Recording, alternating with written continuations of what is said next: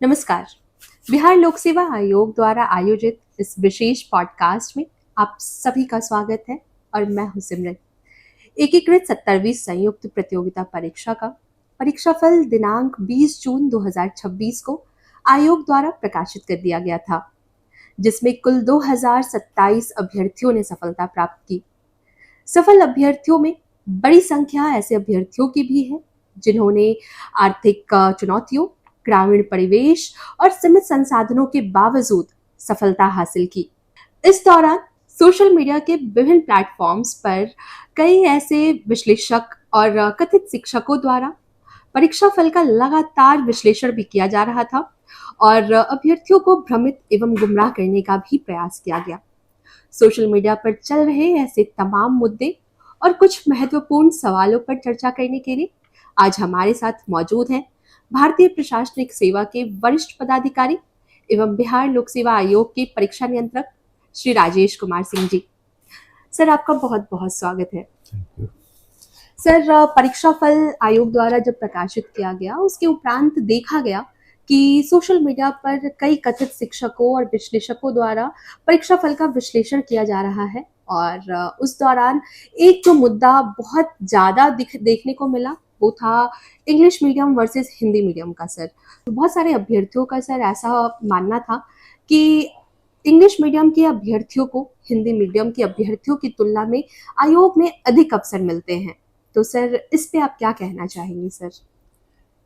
इसमें सबसे पहले मैं कहना चाहूँगा कि यूपीएससी की तरह बिहार लोक सेवा आयोग फॉर्म भरवाते समय मीडियम नहीं भरवाता है, इसलिए हमें खुद ही नहीं पता रहता है कि अगर फाइनल रिजल्ट निकला है तो उसमें कितने हिंदी मीडियम के छात्र हैं और कितने अंग्रेजी मीडियम के छात्र हैं।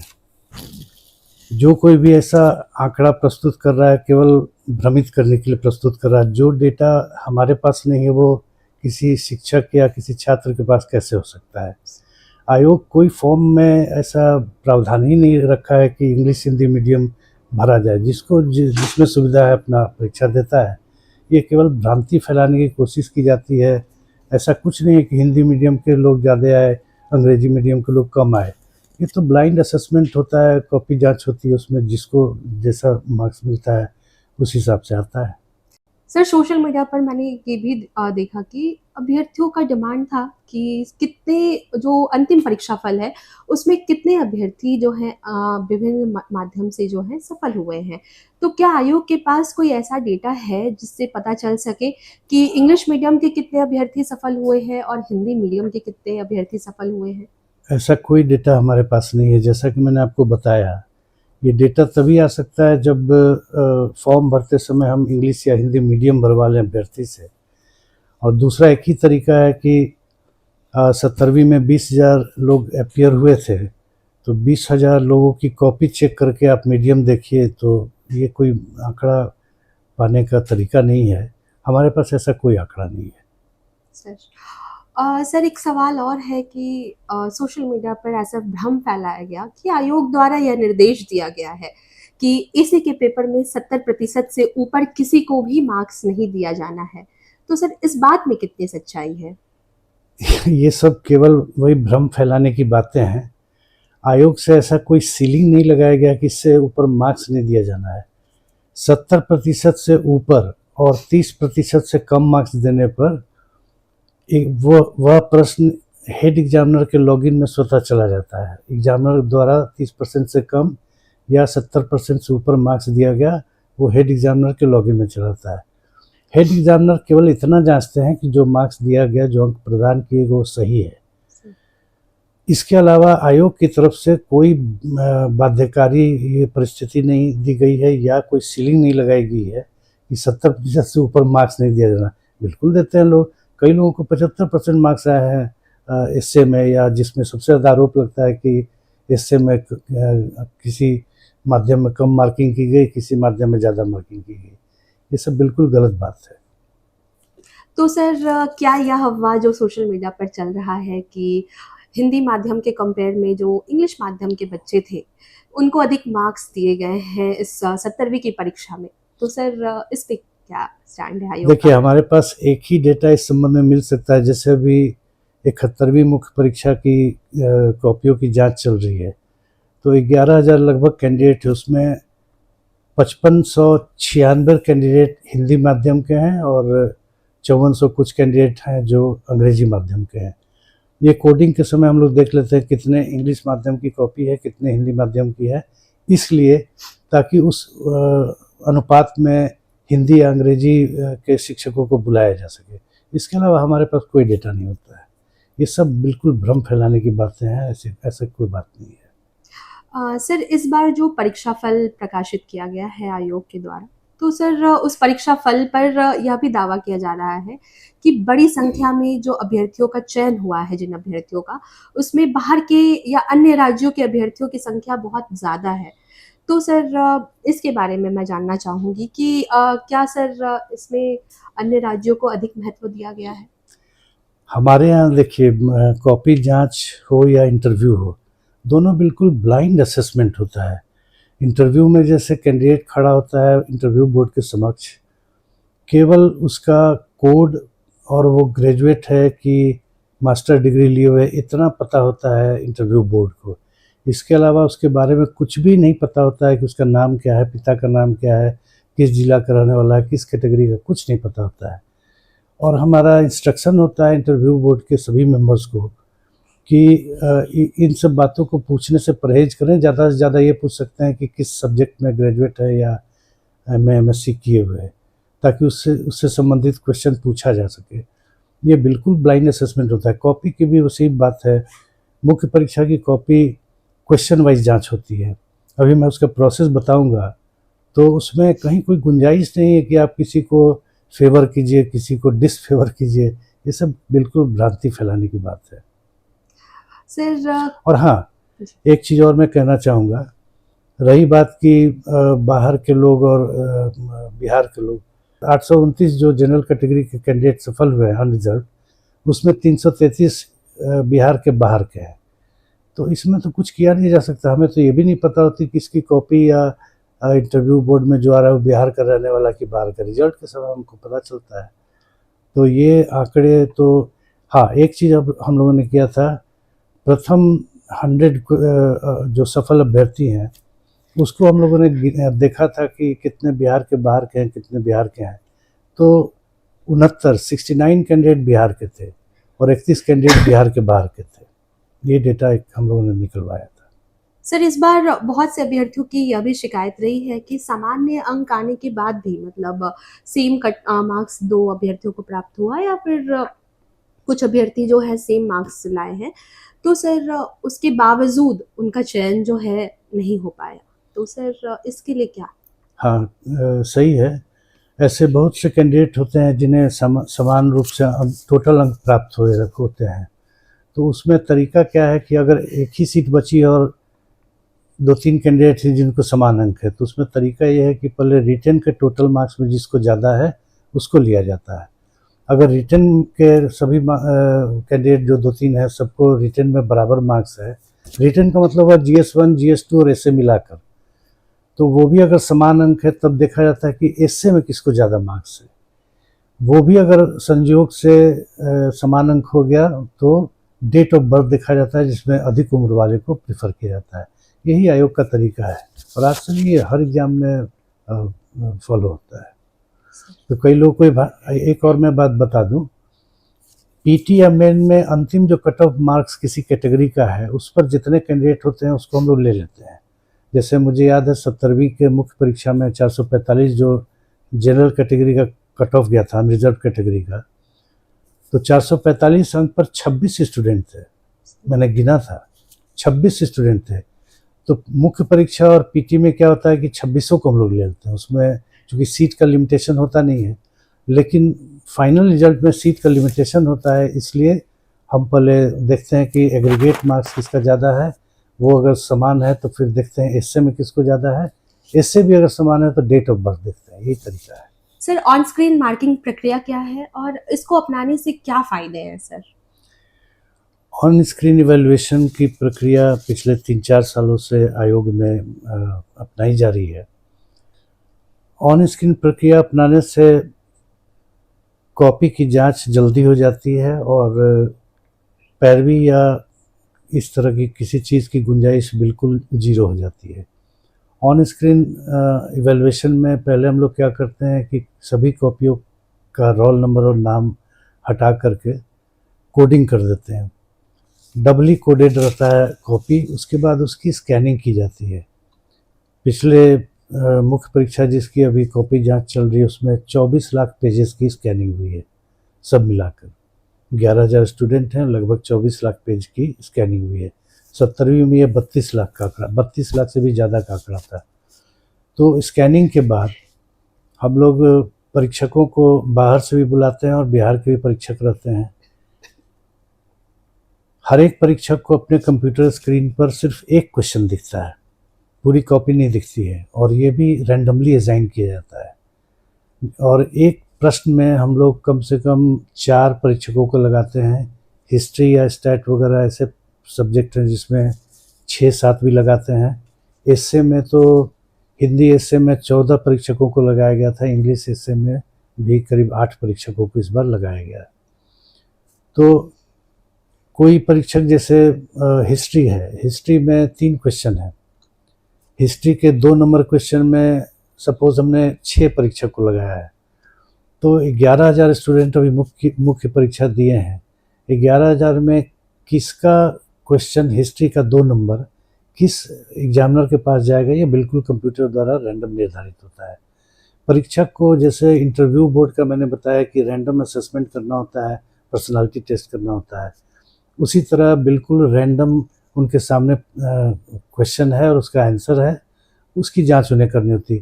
किस अभ्यर्थी का प्रश्न है ये सब वहाँ कुछ वो देख ही नहीं सकते हैं, तो वो जांच करते हैं, बाद में कंप्यूटर से उसको कॉपी वाइज फिर समायोजित कर लिया जाता है। और इससे फ़ायदा है कि हम अनइवैल्यूएटेड कॉपी और इवैल्यूएटेड उत्तर पुस्तिका दोनों ही स्टूडेंट के लॉगिन में डाल देते हैं, माने स्टूडेंट अपना देख सकता है, प्रिंट आउट कर सकता है। तो एक फ़ायदा तो है कि स्कैनिंग करके और इवैल्यूएटेड अनइवैल्यूएटेड कॉपी हम उसके लॉगिन में डाल देते हैं। ये कम ही आयोग में इतना पारदर्शी व्यवस्था है कि हम स्टूडेंट को देखने देते हैं कि हाँ भाई आप देख लीजिए क्या आपको मार्क्स आया है। और रिजल्ट निकालने के पहले करीब 20-22 दिन स्क्रूटनी का काम चलता है, वो भी इम्पॉर्टेंट है। इसीलिए आप ये देखेंगे कि रीटोटलिंग या किसी क्वेश्चन को अनइवैल्यूएटेड छोड़ दिया गया, ऐसा कभी शिकायत नहीं आती है। तो ऑन स्क्रीन से सबसे बड़ा फ़ायदा है कि पैरवी की गुंजाइश तो जीरो हो जाती है, और सबसे बड़ी बात है कि स्टूडेंट को उनके लॉगिन में मिल जाता है देखने के लिए, स्कैनिंग करा कर ही हम लोग देते हैं। तो ये अच्छा है, आयोग के लिए भी अच्छा है कि स्टूडेंट के लॉगिन में देते हैं, पारदर्शी एक प्रक्रिया है। क्योंकि मुझे जहाँ तक पता है बहुत कम आयोग हैं जो स्टूडेंट के लॉगिन में मुख्य परीक्षा की भी कॉपी दे देते हैं। हम लोग तो अनइवैल्यूएटेड भी दे देते हैं कि स्टूडेंट देख ले कि कोई पेज ब्लर स्कैन नहीं हुआ है, कोई पेज छूट नहीं गया है। होता है जहाँ 24 लाख 35 लाख पेज की स्कैनिंग हो रही है तो एक आध पेज ब्लर आ जाता है, तो तुरंत स्टूडेंट मेल करता है, उसको हम लोग फिर कॉपी निकलवा के रीस्कैन करा देते हैं। तो सर क्या ये ओएसएम की जो प्रक्रिया है अन्य आयोगों में भी अपनाई जाती है? हाँ, कुछ राज्य के आयोगों में ये अपनाई जा रही है, लेकिन सभी जगह नहीं, कुछ ही राज्य के आयोग, लेकिन इसकी लोकप्रियता बढ़ती जा रही है और मुझे लगता है धीरे धीरे इसका प्रचलन बढ़ेगा। सर मैं ये भी जानना चाहूंगी कि ओएसएम में जो परीक्षक होते हैं क्या उनके मूल्यांकन की भी जांच की जाती है? हाँ, ये एक दूसरा फ़ायदा ये है कि अगर आप ऑन स्क्रीन इवैल्यूएशन नहीं करा रहे हैं तो कौन परीक्षक कितना अंक दे रहा है ये हम लोग इवैल्यूएट करना मुश्किल हो जाएगा। लेकिन ऑन स्क्रीन इवैल्यूएशन में ग्राफिकली हम लोग हर सप्ताह या 10 दिन पर ये भी देख लेते हैं, ग्राफ के रूप में हमारे सामने आता है कि मान लीजिए कि 38 अंक का एक क्वेश्चन है, तो उसमें कोई परीक्षक अधिकतम 30-32 दे रहा है और न्यूनतम 24-25 दे रहा है अगर लिबरल है। तो कोई बहुत स्ट्रिक्ट एग्जामिनर है तो वो अधिकतम 25 दे रहे हैं और न्यूनतम 16 या 17 दे रहे हैं। तो वो हम लोग ग्राफिकली देख लेते हैं और फाइनली दोनों परीक्षक को बुला करके जो ज़्यादा लिबरल हैं कि नहीं आप थोड़ा स्ट्रिक्ट होइए, जो ज़्यादा स्ट्रिक्ट है उनको थोड़ा लिबरल होइए, ताकि एक समान ये देखिए एक ही क्वेश्चन को 5 अलग अलग आदमी को आप दे दीजिए जांच करने, तो ये तय बात है कि पाँचों अलग अलग अंक देंगे, एकदम समान अंक दें ये बहुत रिमोट पॉसिबिलिटी है, मगर उसको भी इक्वलाइज करने के लिए हम लोग ये ग्राफिकल एनालिसिस करते हैं और संबंधित परीक्षकों को सुधार करते हैं। जैसे एक चीज़ और बता दूं, मैं इसी क्रम में 70वीं मुख्य परीक्षा में एक परीक्षक ने हिस्ट्री के क्वेश्चन में 0 अंक दे दिया काफ़ी सारे लोगों को। ये हम लोग के डेटा एनालिसिस से ही पता चला, जबकि हम लोग मान के चलते हैं कि पीटी परीक्षा कंप्लीट करके आया हुआ स्टूडेंट 0 अंक पाने का हकदार नहीं होता। हो सकता है कि साइंस का स्टूडेंट है, आर्ट्स का बिल्कुल किसी प्रश्न का नॉलेज ना हो, या आर्ट्स का स्टूडेंट है, साइंस का कोई कठिन प्रश्न आ गया तो नहीं लिख पाया। तो ऐसा मतलब रिमोट पॉसिबिलिटी नहीं है, लेकिन 0 अंक को हम लोग अवॉइड करते हैं और ये देख लेते हैं कि बहुत ज़्यादा। तो उसमें एक परीक्षक थे जिन्होंने 200 लोगों से भी ज़्यादा बच्चों को 0 अंक प्रदान कर दिए। तो उसका हम लोगों ने री एग्जामिन कराया दूसरे एग्जामिनर से, दूसरे एचई से, तो उसमें अंक बढ़े, तो उस परीक्षा को हटा भी दिया गया है। तो ये सब चीज़ें हम लोग ग्राफिकली देख लेते हैं। मतलब एक्शंस भी लिए बिल्कुल जाते हैं ऐसा नहीं कि परीक्षक जो भी जांच दी हम सीधे रिजल्ट निकाल दिए। स्क्रूटनी होती है कि परीक्षक द्वारा कोई अनइवेलुएटेड क्वेश्चन नहीं छोड़ दिया गया, टोटलिंग में कोई गड़बड़ी नहीं हो गई मैंने, और भी जिस प्रश्न के आगे अंक देना है उसी प्रश्न के आगे उन्होंने अंक दिया है। छोटी बड़ी और भी बहुत सी चीज़ों को हम लोग देखते हैं। 0 अंक वाले को भी देखते हैं। 0 अंक देने से मना ही नहीं है, उसकी रीचेकिंग करा लेते हैं दूसरे एग्जामिनर से कि हाँ, अगर 0 अंक पाने का हकदार है, दूसरा एग्जामिनर भी कहता है तो ठीक है। लेकिन उस एग्जामिनर का जो 70वीं में मैं बता रहा हूँ, उन्होंने 200 से ज़्यादा स्टूडेंट को 0 अंक दे दिए थे, जिसकी दोबारा जांच कराने पर लगभग सारे स्टूडेंट के अंक 1 से लेके आगे तक बढ़ गए थे। सर एक सवाल और है कि 70वीं संयुक्त प्रतियोगिता परीक्षा का जो है परीक्षा फल प्रकाशित किया हुआ 1 महीने से ऊपर का वक्त हो गया है सर, और जो अभ्यर्थी के अंक हैं वो भी रिजल्ट दे दिया गया है उनको, लेकिन सर मूल्यांकित कॉपियां कब तक उनको मिल जाएंगी अभ्यर्थियों ये को? मिड अगस्त में हम लोग जारी कर देंगे। एक्चुअली अभी कई काम साइमल्टेनियसली चल रहे हैं। हमें अगस्त माह में कई रिजल्ट निकालने हैं। 71वीं की मुख्य परीक्षा की कॉपी की जांच चल रही है, 72वीं पीटी की तैयारी भी चल रही है, तो थोड़ा सा टाइम लगेगा, लेकिन मिड अगस्त में हम लोग इवेलुएटेड कॉपी भी स्टूडेंट को दे देंगे। सर रिजल्ट को लेकर के भी अभ्यर्थियों का प्रश्न रहा है, तो सर एसओ और डीएसओ इनके रिजल्ट का क्या है? एएसओ और डीएसओ नहीं, जिला खेल पदाधिकारी, सहायक पर्यावरण वैज्ञानिक, स्टेनोग्राफर, बहुत सारी परीक्षाएं हैं। मुझे याद पड़ता है 7 रिजल्ट हमें देने हैं। अगस्त में हमारा रिजल्ट देने का ही महीना है, तो अगस्त में ये 6-7 रिजल्ट आ जाएंगे। तो सर विशेष शिक्षक के अभ्यर्थी जो हैं वो भी रिजल्ट के लिए बहुत वक्त से क्वेरी कर रहे हैं, तो सर उनके रिजल्ट नहीं, क्या अगस्त में है? विशेष शिक्षक में कुछ कठिनाई है। उसमें सबसे बड़ी कठिनाई है कि कोई 3 ऑप्शन भरना था अभ्यर्थी को, मगर ज़्यादातर अभ्यर्थियों ने 9 के 9 ऑप्शन भर दिए हैं। तो हम लोग पोर्टल खोल रहे हैं, उसकी तैयारी चल रही है। फिर से उन्हें कोई 3 ऑप्शन जिसके लिए वो एलिजिबल है, अपने ग्रेजुएशन या इंटर उन्होंने जिस सब्जेक्ट में किया है उसके लिए वो अधिकतम 3 ऑप्शन देने के लिए एलिजिबल है, लेकिन सभी ने 9 भर दिया है। अब है क्या कि मान लीजिए प्रथम 3 हम अगर ऊपर से चुन ले जो उन्होंने भरा है, केस ये भी संभावना थी, और मान लीजिए उसमें क्वालिफाई नहीं कर रहे तो उनका रिजल्ट होते हुए भी नहीं हो पाएगा। तो हम फिर से पोर्टल खोलने जा रहे हैं, फिर से उनका ऑप्शन लिया जाएगा, उसके बाद रिजल्ट प्रकाशित किया जाएगा। सर टीआरई 4 की अधियाचना क्या आयोग को प्राप्त हो गई है? हाँ, टीआरई 4 की अधियाचना हमें प्राप्त हो गई है। उसमें थोड़ी सी त्रुटि है, उसको हम लोग आज ही शिक्षा विभाग को लिख रहे हैं, और वहाँ से त्रुटि निराकरण के बाद प्राप्त हो जाएगा तो आगे की हम लोग कार्रवाई करेंगे। तो लगभग सर अगर कोई एस्टिमेटेड टाइम अगर लेकर चले कि कब तक चले आ जाएगी अधियाचना? ये तो निर्भर करता है कि कितने दिन में शिक्षा विभाग अधियाचना को सुधार करके भेज देगा। फिर विज्ञापन तैयार करके उसका प्रारूप सहमति के लिए हम लोग भेजते हैं, तो उम्मीद करते हैं अगस्त में कभी भी हम लोग निकाल देंगे। Sir thank you so much sir. आशा करती हूँ कि हमारे सभी अभ्यर्थियों के सभी प्रश्नों के उत्तर मिल गए होंगे और उनकी सारी आशंकाएं दूर हो गई होंगी। इस पॉडकास्ट के माध्यम से मैं अभ्यर्थियों से एक विनम्र आग्रह भी करना चाहूंगी। आपका समय और आपकी मेहनत दोनों बहुत ही मूल्यवान है, इसलिए इसे तथ्यहीन दावों, भ्रामक सूचनाओं और निराधार अफवाहों के पीछे व्यर्थ ना करें। कई बार ऐसे प्रयास व्यक्तिगत स्वार्थ, राजनीतिक लाभ और व्यावसायिक हित के उद्देश्य से किए जाते हैं। इसका सबसे बड़ा नुकसान ईमानदारी से मेहनत कर रहे अभ्यर्थियों को उठाना पड़ता है। बिहार लोक सेवा आयोग की चयन प्रक्रिया पारदर्शिता, निष्पक्षता और अभ्यर्थियों के हित को ध्यान में रखकर ही संचालित की जाती है। इसलिए किसी भी प्रकार की अफवाहों पर ध्यान देने से पहले स्वविवेक का इस्तेमाल जरूर करें। और जैसा कि सर ने बताया कि आने वाले दिनों में कई महत्वपूर्ण और बड़ी परीक्षाओं का आयोजन होना है, तो अपने समय का सदुपयोग करें, ध्यान केंद्रित रखें और अफवाहों से खुद को दूर रखें। धन्यवाद।